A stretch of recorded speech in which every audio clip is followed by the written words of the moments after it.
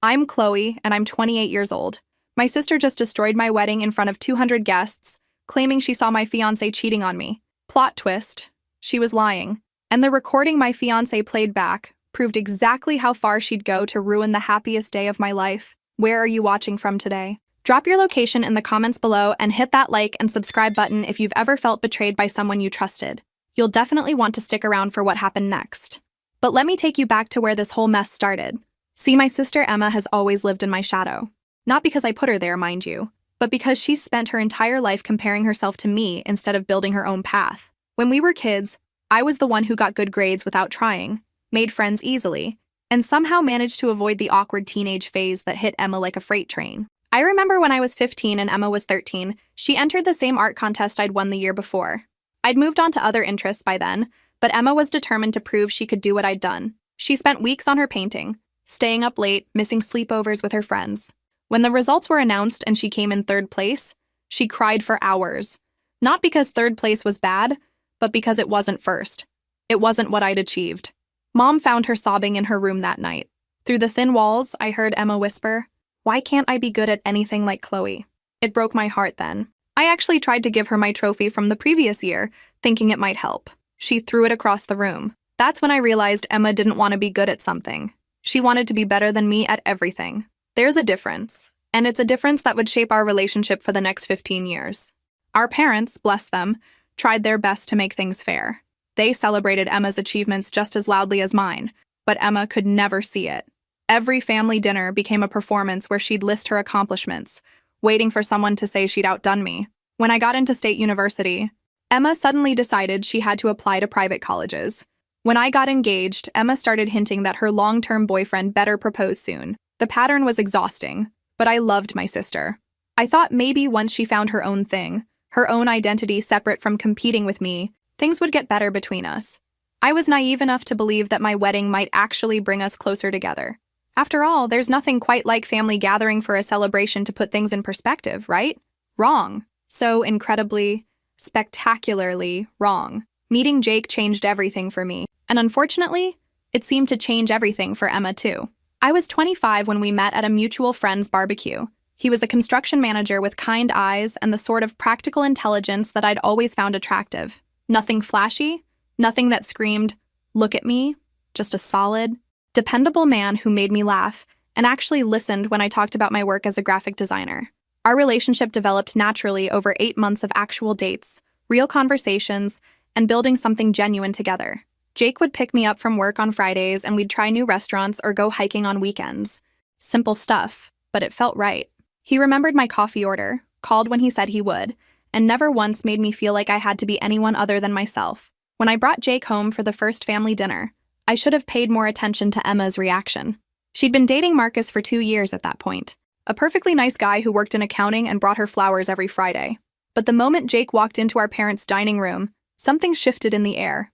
Emma, who usually spent family dinners talking about her latest promotion or some drama at her office, became unusually quiet. Instead, she spent the entire evening asking Jake questions. What kind of music did he like? Had he traveled much? What were his favorite movies? Normal getting-to-know-you questions, except for the way she asked them. There was an intensity there, a focus that made me uncomfortable in ways I couldn't quite name. "He seems really great," she told me later as we helped Mom clear the dishes. "You're so lucky to find someone like that." Lucky. Like I'd won Jake in a lottery instead of building a relationship with him, but I brushed it off. Emma was probably just being friendly, right? Over the next few months, Emma found reasons to be around whenever Jake visited. If he came over to watch a movie, Emma would suddenly decide she needed to borrow something from Mom. If we were having dinner at my apartment, Emma would call with some crisis that required immediate sisterly advice. Always when Jake was there. Jake was always when she could monopolize his attention for 20 minutes while I dealt with whatever problem she'd manufactured. Jake, being the kind person he is, was always polite. He'd ask about her work, compliment her haircut, laugh at her jokes. Basic human decency, really. But Emma interpreted his kindness as something more. I started noticing the way she'd touch his arm when she laughed, how she'd position herself next to him in family photos, the way she'd bring up inside jokes from their conversations when I wasn't around. "Emma really looks up to you," Jake mentioned one evening as we drove home from my parents' house. "She talks about you a lot when you're out of the room." "What kind of things does she say?" I asked, though part of me didn't want to know, just how proud she is of you, how successful you are. She seems to think you have everything figured out. If only it were that simple. Emma wasn't talking about pride. She was studying me, trying to understand what made Jake choose me over someone like her. And in her mind, if she could figure out the formula, maybe she could replicate the results. The first real warning sign came about a year into my relationship with Jake. Emma had broken up with Marcus the month before, claiming they weren't compatible long-term. What she didn't mention was that she'd been comparing him to Jake for months, finding fault with every quality that didn't measure up to my fiancé's strengths. Without a boyfriend of her own to focus on, Emma's attention turned laser-focused on Jake and me. She started showing up at my apartment unannounced, always with some perfectly reasonable excuse.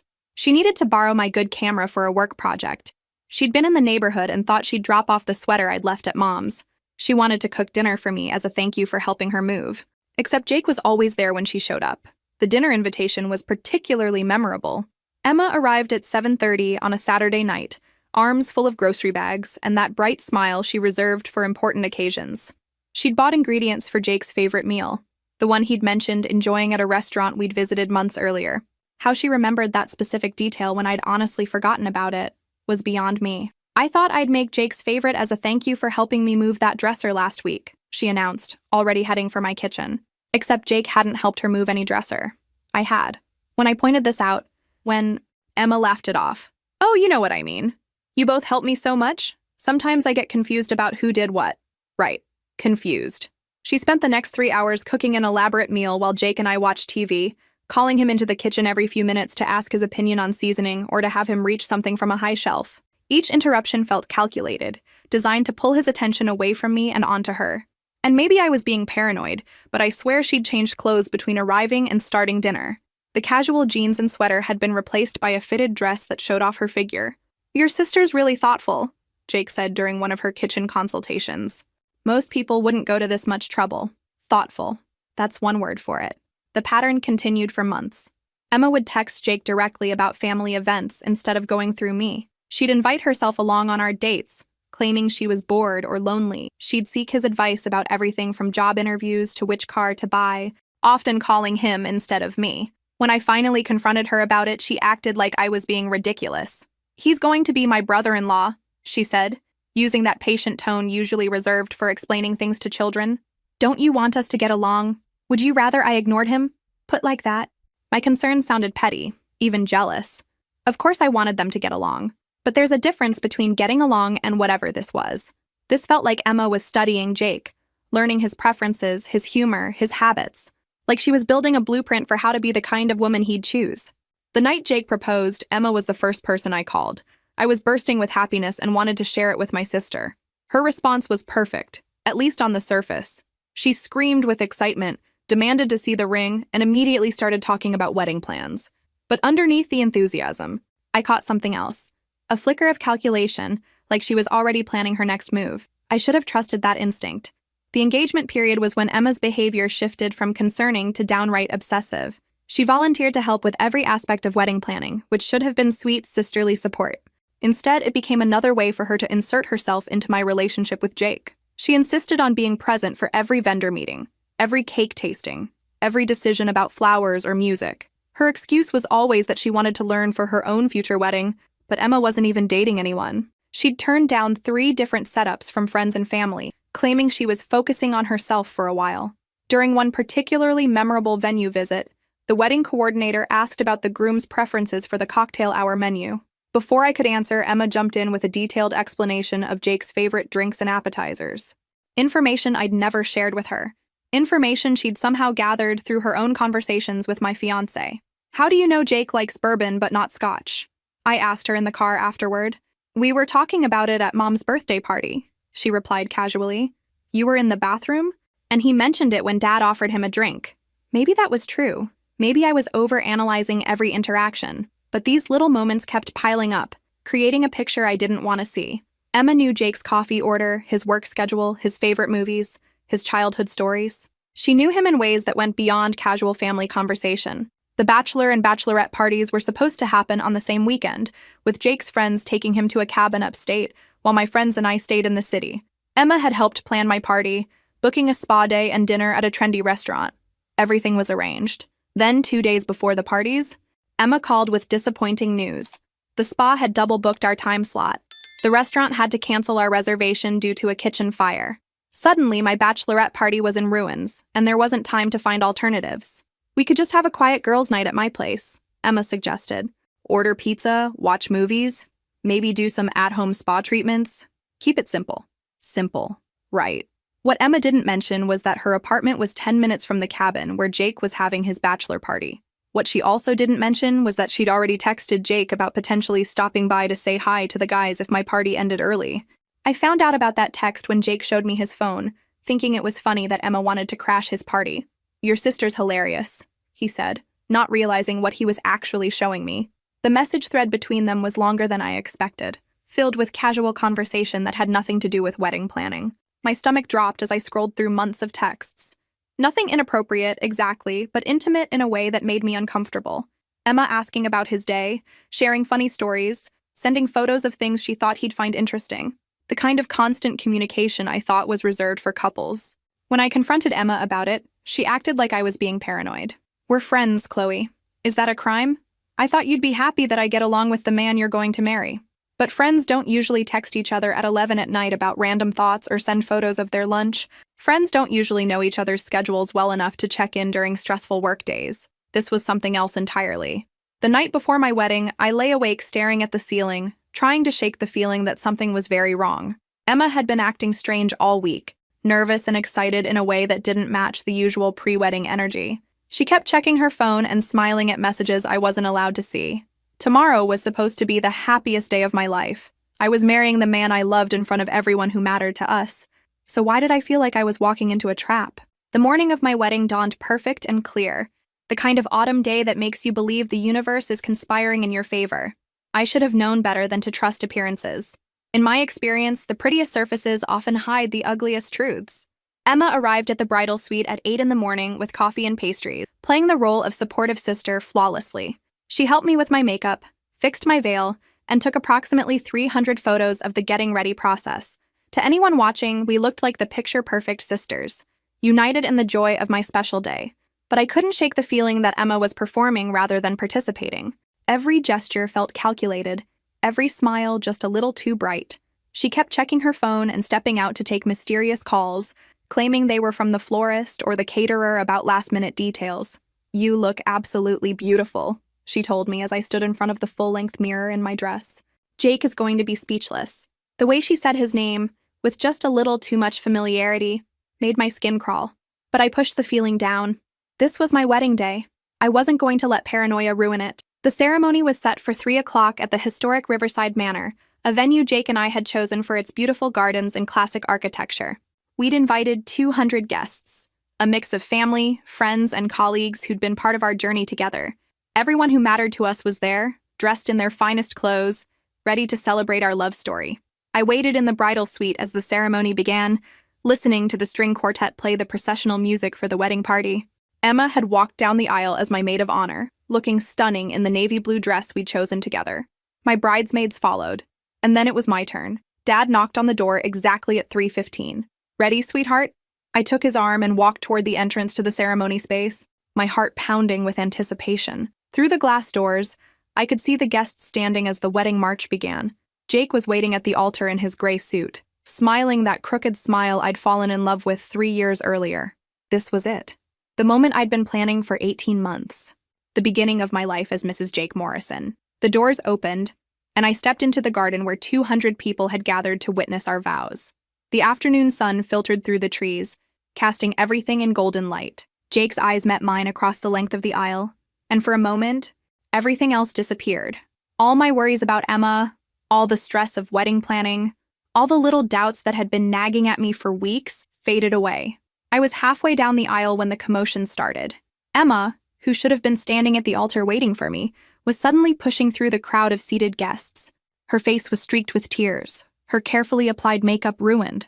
She was making her way toward the center aisle, toward Jake, with an expression of desperate urgency. The music faltered as the quartet noticed the disruption. Guests turned in their seats, confusion spreading through the crowd like ripples in a pond. Jake's smile faded as he watched my sister approach, clearly as confused as everyone else about what was happening. I stopped walking, my bouquet trembling in my hands. Whatever Emma was about to do, I knew it was going to change everything. The way she was crying, the determination in her steps, the timing of her dramatic entrance, it all felt orchestrated, planned. Emma reached the front of the ceremony space and turned to face the crowd of wedding guests. Her voice carried clearly through the garden, amplified by the emotional intensity of whatever had driven her to this moment. "Stop the ceremony," she announced, her voice breaking with sobs. "I can't let this happen. I can't let my sister marry a man who cheated on her." The words hit me like a physical blow. Around me, 200 people gasped in unison, a sound like air being sucked from the world. Jake's face went white, his mouth falling open in shock. The officiant, a family friend who'd known us for years, looked between Emma and me with complete confusion. But it was Emma's next words that really destroyed everything. "I saw him with another woman last night. I saw it with my own eyes." The garden fell into the kind of silence that feels like pressure in your ears. 200 people held their breath, waiting to see how this drama would unfold. My father's arm tightened around mine, and I could feel him shaking with either rage or shock, maybe both. Emma stood in the center of all those staring faces, tears streaming down her cheeks, playing the role of heartbroken sister to perfection. The devastated family member forced to reveal a terrible truth. If I hadn't known her my whole life, I might have believed her performance myself. Jake looked like he'd been struck by lightning. His face had gone completely pale, and his mouth opened and closed without any sound coming out. For a moment, he seemed too stunned to even defend himself, which I realized was probably exactly what Emma had counted on. "That's not true," he finally managed, his voice cracking slightly. "Emma, what are you talking about?" But Emma was ready for that response. She'd clearly rehearsed this whole scene. "Don't lie to her anymore, Jake. I saw you last night at the hotel bar with that blonde woman. You were kissing her, and then you went up to her room together. I followed you because I couldn't believe what I was seeing." The details were specific enough to sound believable. The hotel bar where Jake's wedding party had been staying. The blonde woman who could have been anyone. The timeline that would be hard to verify with all the bachelor party chaos. Emma had thought this through carefully. Our guests were starting to murmur among themselves, some of them pulling out their phones to record what was happening. Because nothing says family crisis like making sure you get it on social media, right? I could already imagine the headlines. "Wedding stopped by cheating scandal," and "Sister reveals groom's affair at altar." This was exactly the kind of public humiliation Emma had been building toward for months. Not just ruining my relationship with Jake, but destroying my reputation, my dignity, my entire support system in one dramatic moment. I looked at Jake, searching his face for any sign that Emma's accusation might be true. But all I saw was genuine confusion and growing anger. This was a man who remembered to bring me coffee every morning, who called his grandmother every Sunday, who had spent the last week stressed about whether his vows were good enough. This was not a man who would cheat on me the night before our wedding. "Jake," I said quietly, my voice somehow steady despite the chaos around us. "Did you do what she's saying?" He met my eyes directly. No hesitation, no looking away. "Chloe, I swear on my life I have never cheated on you." I don't know what Emma thinks she saw, but it wasn't me with another woman. The certainty in his voice, the immediate eye contact, the way he said my name like an anchor in the storm, it all felt genuine. But Emma wasn't finished. "He's lying," she sobbed, turning to address the crowd of guests. "I know what I saw, I took pictures, but he made me delete them. He threatened me, said he'd ruin my career if I told Chloe the truth." Now she was claiming Jake had threatened her? The man who couldn't kill a spider without feeling guilty was supposedly intimidating my sister into silence. The story was getting more elaborate by the minute, which is usually what happens when someone is making things up as they go. That's when Jake did something that surprised everyone, including me. Instead of continuing to argue with Emma, instead of getting angry or defensive, he pulled out his phone. The movement was calm, deliberate, and somehow more confident than anything else he'd done since Emma's accusation began. "Actually," he said, his voice carrying clearly through the garden, "I think everyone should hear the whole truth about what happened last night." He looked around at our guests, his expression shifting from confusion to something that looked almost like relief, like he'd been waiting for this moment, preparing for it. "May I borrow the microphone?" he asked the officiant.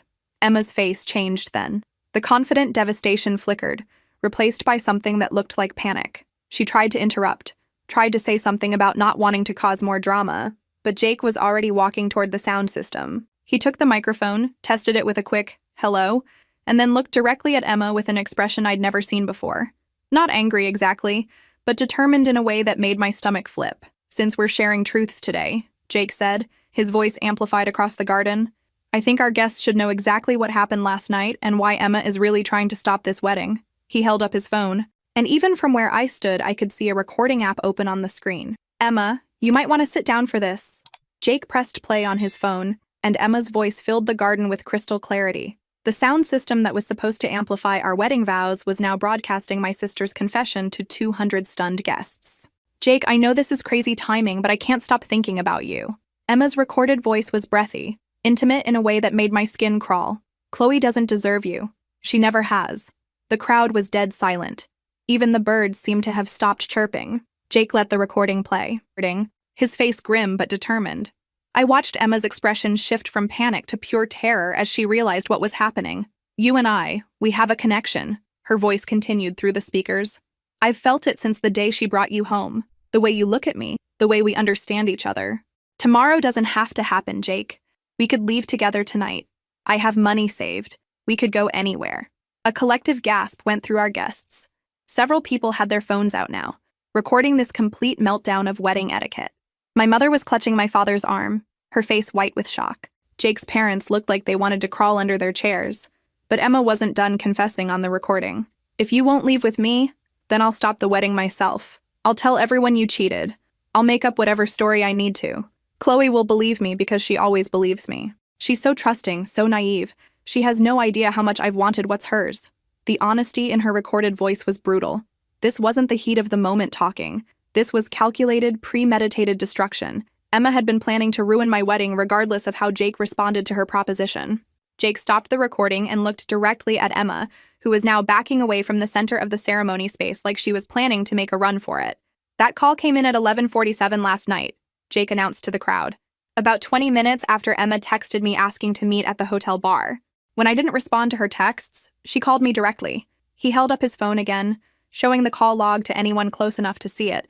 I recorded it because Emma has been making inappropriate advances for months, and I wanted evidence in case something like this happened.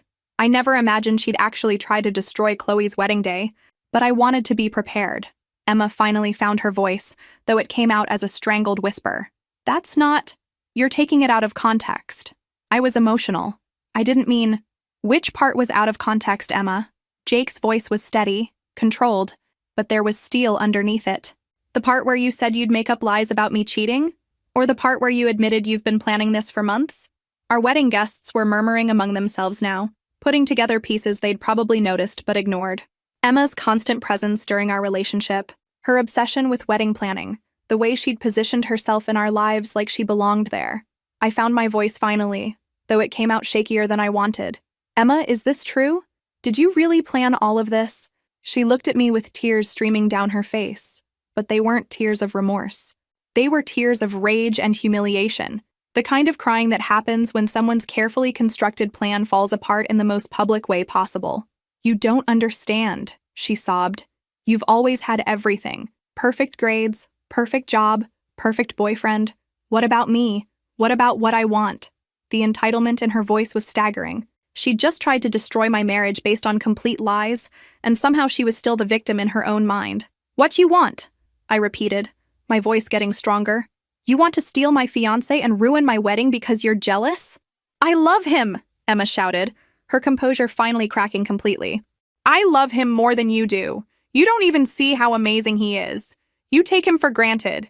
The garden was so quiet you could hear individual conversations from the reception hall next door.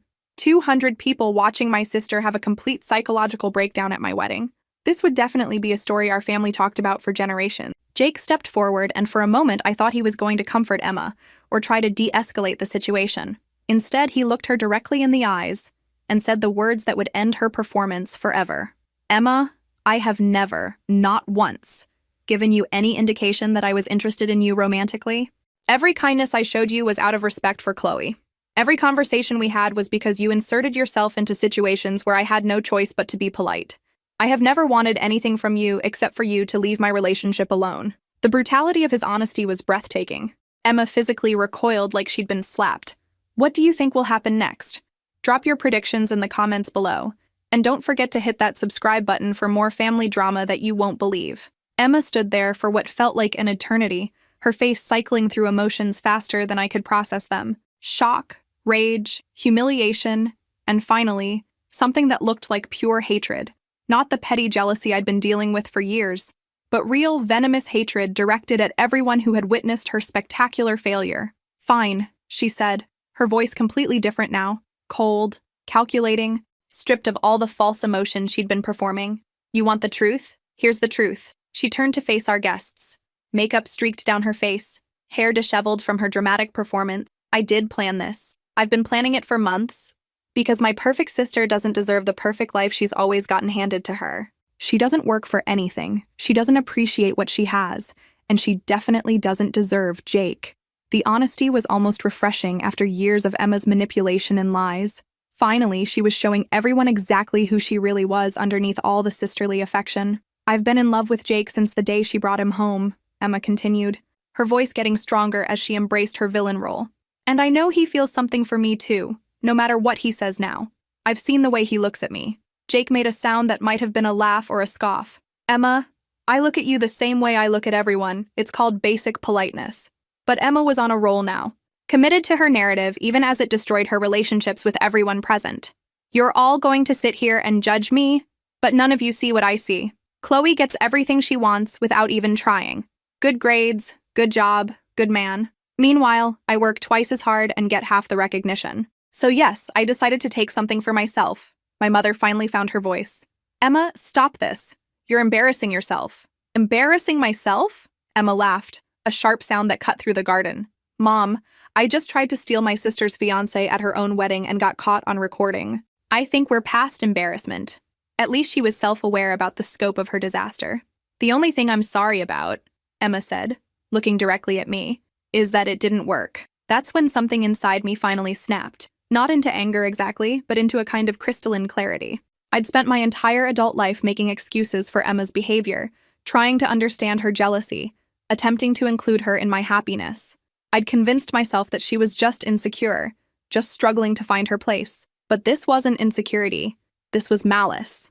"You know what, Emma?" I said, my voice carrying clearly across the garden without the microphone. "You're right about one thing. You do work harder than me. You work incredibly hard at being miserable. You put enormous effort into finding ways to make everyone around you feel guilty for their happiness. You've turned jealousy into a full-time job." I could see people in the crowd nodding slightly. Finally, someone was saying what they'd all been thinking for years. "But here's what you never understood," I continued, taking a step closer to my sister. "The reason people don't give you what you want isn't because they don't see how hard you try. It's because they can see exactly how hard you try to take things that don't belong to you." Emma's face was getting redder by the minute, but she didn't interrupt. Maybe because she knew I was right, or maybe because she was finally hearing someone speak to her without trying to manage her emotions. "Jake doesn't love you, Emma. He never will. Not because you're not good enough, but because love isn't something you can steal or manipulate or guilt someone into feeling. It's something that grows between people who respect each other, and respect is something you've never shown to anyone in this family." I turned to face our guests, who were watching this family therapy session play out in real time. "I'm sorry everyone had to witness this," I said, "but I'm not sorry it happened, because now we all know exactly who Emma really is. No more pretending, no more making excuses, no more walking on eggshells to protect her feelings while she tries to destroy everyone else's happiness." Emma stood there for another moment, perhaps waiting for someone to defend her or ask her to stay. When it became clear that no one was going to rescue her from the consequences of her choices, she did the only thing she could do. She ran. Not walked quickly or made a dignified exit. She literally ran through the crowd of wedding guests, pushing past confused relatives and family friends, heading for the parking lot like her dress was on fire. We watched her go in complete silence, 200 people processing what they'd just witnessed, trying to figure out what happens next when the maid of honor has a psychological breakdown and flees the ceremony. Finally, Jake cleared his throat and spoke into the microphone again. "Well," he said, that crooked smile starting to appear on his face. That was unexpected. A few people in the crowd laughed. Nervous but relieved laughter. The kind that happens when you realize the crisis is over and you can breathe again. "If everyone could take their seats," Jake continued, "I believe Chloe and I have some vows to exchange." The transition from family crisis back to wedding ceremony was surprisingly smooth. Maybe because everyone was so emotionally drained from Emma's performance that they were ready for something positive to focus on. Or maybe because our guests genuinely wanted to see us succeed after witnessing someone try so hard to destroy our happiness. The officiant, A family friend named Pastor Williams, who'd known me since childhood, stepped forward with a gentle smile. "Well," he said, adjusting his glasses, "in 30 years of performing wedding ceremonies, I can honestly say this is a first. But if everyone's ready, I think we have a wedding to finish." The crowd settled back into their seats, though there was definitely more murmuring than you'd typically expect during a ceremony. People were still processing what had just happened, still looking toward the parking lot where Emma had disappeared, still trying to figure out how to react to the most dramatic family meltdown they'd ever witnessed. I took a moment to look around at our guests. My parents, who looked like they'd aged 10 years in the last 20 minutes. Jake's family, who were trying to project supportive normalcy despite the chaos. Our friends, some of whom had their phones out and were clearly planning to discuss this event for the rest of their lives. But you know what? I didn't care. For the first time in years, I felt completely free. No more worrying about Emma's feelings. No more walking on eggshells around her jealousy. No more making excuses for her behavior or trying to include her in events where she'd inevitably cause drama. Emma had finally shown everyone exactly who she was, and the burden of managing her dysfunction was no longer my responsibility. Jake took my hands, and I could feel some of the tension leaving my body. This man had handled my sister's manipulation better than I had. He'd prepared for her sabotage, documented her harassment, and protected our relationship with a level of foresight I hadn't even realized he possessed. "You okay?" he whispered, just loud enough for me to hear. "I'm perfect," I whispered back, and meant it. Pastor Williams cleared his throat and began the ceremony again. "Dearly beloved, we are gathered here today to join Chloe and Jake in holy matrimony. Despite some unexpected interruptions, the love between these two people has proven strong enough to withstand any challenge." He paused and looked out at the crowd with a slight smile. "And I think we can all agree, if their relationship can survive the last 20 minutes, it can survive anything." That got a genuine laugh from our guests. The tension broke like a fever, and suddenly we were back to celebrating instead of surviving. Jake and I had written our own vows, and after everything that had just happened, the words felt even more meaningful. When Jake promised to protect our relationship from anyone who tried to harm it, several people in the crowd actually applauded. When I promised to never let family dysfunction overshadow our happiness, my mother started crying. The ring exchange went smoothly.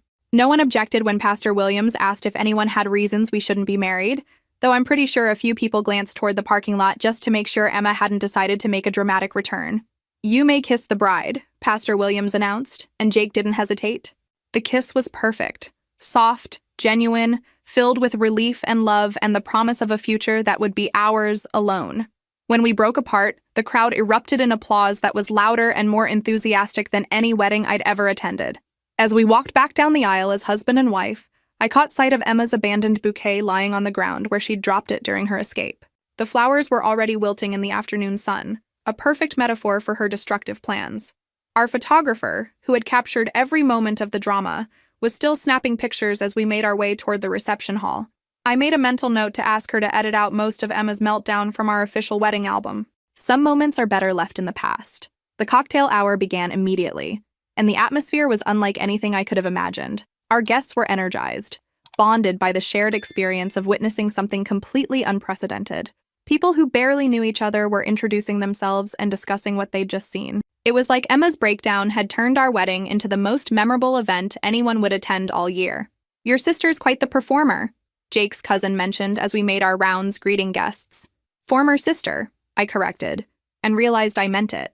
The reception was turning into the best party I'd ever attended, which is saying something considering it started with my maid of honor having a psychological breakdown and confessing to attempted relationship sabotage. But there's something about surviving a crisis together that makes people want to celebrate life, and our guests were definitely in a celebratory mood. The band, who had been briefed on the earlier drama by our wedding coordinator, decided to lean into the theme of overcoming obstacles.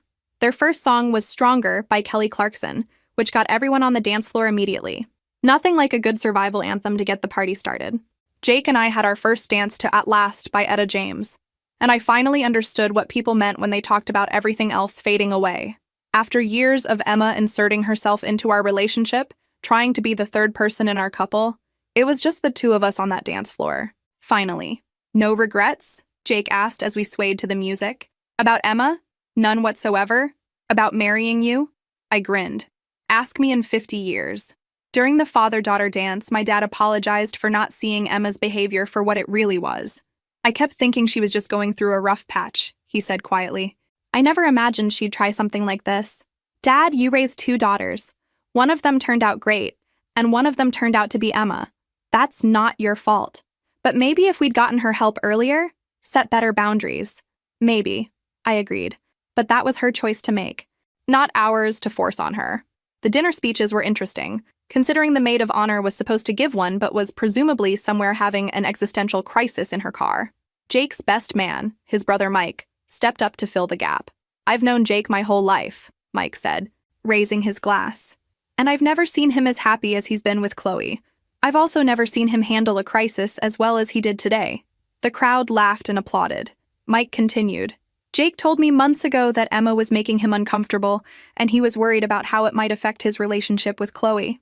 He started recording their conversations because he wanted evidence if things got out of hand. Turns out, that was excellent foresight. I looked at Jake with new appreciation. He'd been protecting our relationship long before I'd realized it needed protection. So here's to Jake and Chloe, Mike concluded, for proving that real love can survive fake drama and that the best families are the ones you choose, not necessarily the ones you're born with. Another round of applause, this one with genuine warmth instead of the shocked energy from earlier. My mother gave a short speech about how proud she was of both her daughters, then stopped herself and corrected it to, my daughter. Apparently, Emma's wedding day performance had clarified some things for her too. As the evening went on, something unexpected happened. Instead of people avoiding the topic of Emma's meltdown, they started sharing their own stories about toxic family members. Apparently, everyone has that one relative who specializes in making other people miserable, and witnessing Emma's spectacular failure had given people permission to talk about their own experiences. My brother tried to break up my first marriage because he thought my wife was too good for me, one of Jake's co-workers shared during cocktails. My sister borrowed money from me for 10 years, and then accused me of being selfish when I finally said no, added one of my college friends. It was like Emma's public breakdown had opened a door for honest conversation about family dysfunction. People were bonding over their shared experiences with narcissistic relatives and celebrating their own decisions to set boundaries. Around 9 o'clock, my phone buzzed with a text message. I almost ignored it, but something made me check. It was from Emma. I'm leaving town tonight. Don't try to contact me. You got what you wanted. I showed the message to Jake, who shook his head. Even her apology is about how we wronged her. I thought about responding. Maybe trying one last time to reach whatever was left of the sister I'd grown up with. Then I realized that sister had probably never existed. The Emma I'd been trying to save and include and understand was just a projection of who I'd wanted her to be. I deleted the message without responding and blocked her number. No regrets? Jake asked, watching me put my phone away. None at all. 3 months later, I was unpacking the last box in our new apartment when I found the wedding album our photographer had finally delivered. I'd been dreading this moment, wondering how she'd handled the Emma situation, and whether our official photos would be forever tainted by the memory of family drama. But when I opened the album, I was amazed. Our photographer had somehow captured the story of our wedding day in a way that actually made Emma's breakdown look like a plot twist that led to our triumph. There were photos of the confusion and shock on people's faces, then photos of the relief and celebration after the truth came out. She'd documented our journey from crisis to joy with artistic precision. The final photos of Jake and me dancing, surrounded by genuinely happy friends and family, told the real story. This wasn't the wedding we'd planned, but it was the wedding we'd needed. The day we learned who our real support system was and who we needed to let go of. In the months since the wedding, the silence from Emma had been absolute. She'd kept her word about leaving town. Mom had heard through a family friend that she'd moved to Portland and was working at an advertising agency under her middle name. No social media presence. No contact with anyone from home. Complete radio silence. Part of me had expected her to try to rebuild bridges after the dust settled. Maybe send a letter or ask our parents to mediate some kind of reconciliation. But Emma had always been all or nothing, and apparently she'd chosen nothing. Do you miss her? Jake asked one evening as we cooked dinner together in our new kitchen. It was a question he'd asked a few times over the months, and my answer had evolved. I miss who I thought she was, I said, stirring the pasta sauce. I miss the idea of having a sister who actually wanted me to be happy. But Emma? The real Emma who tried to destroy our wedding out of jealousy? No, I don't miss her at all. Our relationship had grown stronger in ways I hadn't expected.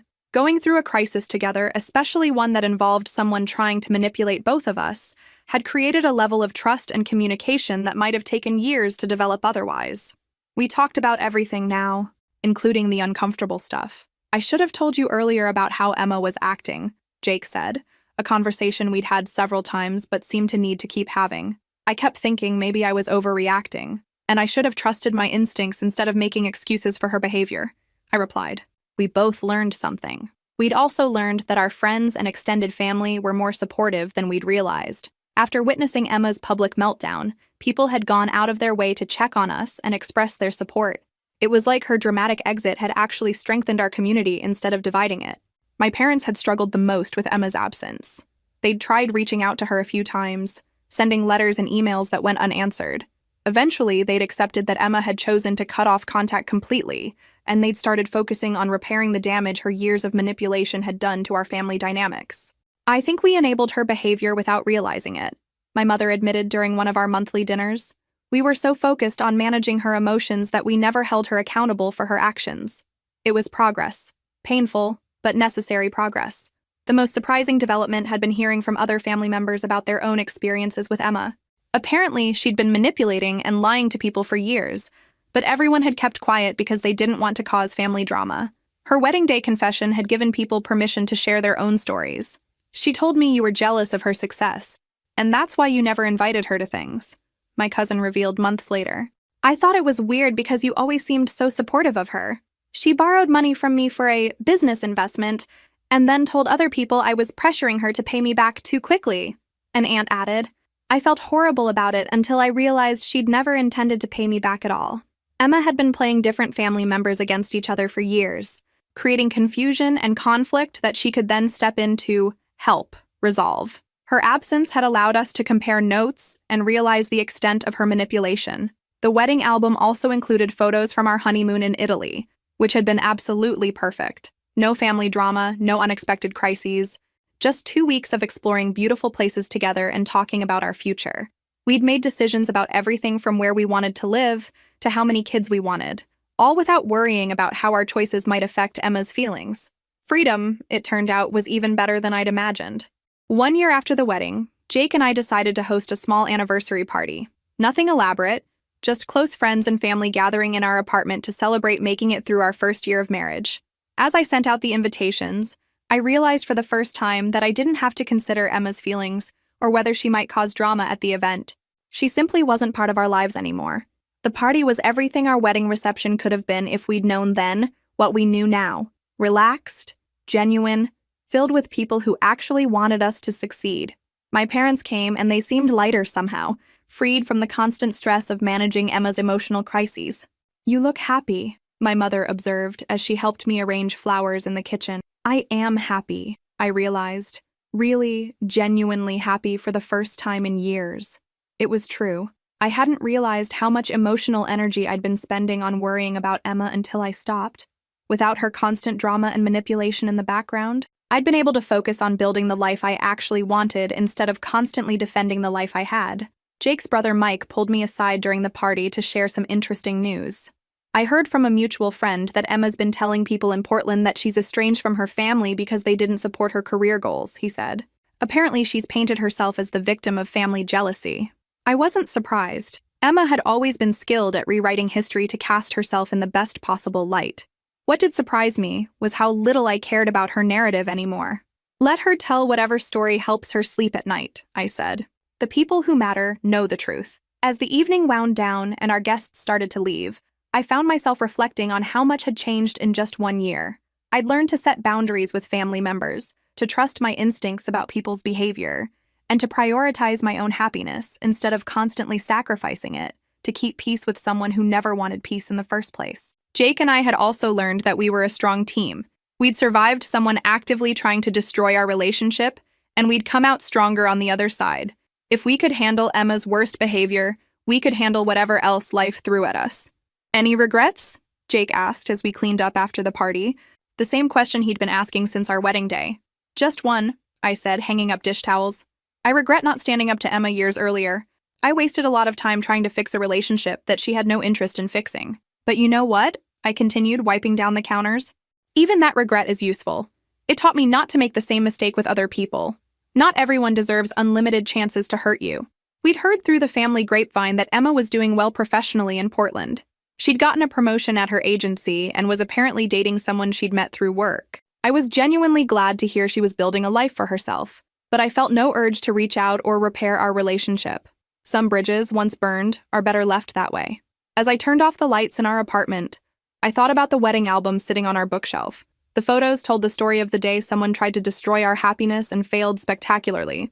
But they also told the story of our community rallying around us, of love surviving manipulation, of truth winning out over lies.